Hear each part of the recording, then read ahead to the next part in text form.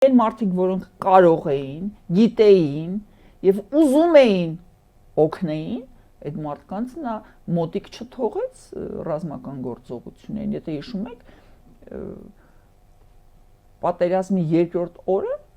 Քոչարյան, Սարգսյան, Խաչատուրով կանգնած էին Ստեփանակերտի գենշտաբի մոտ, նրանցքի դուռը չբացեցին։ Հասկանալը, որ այդ մարդիկ են այնտեղ կուրացիանում ըստ տարբեր տեղեկությունների։ Ոչ թե տարբեր մարդը, Տիկինսկի չէր թաքցնում, որ նա բունկերում էր լրված։ Բարոյական աջակցություն էր ցույց տալիս ըստ Նիկոլ Փաշինյանի։ Հասկանում եք, չէ՞, այսինքն, եթե դու ուզում ես, որ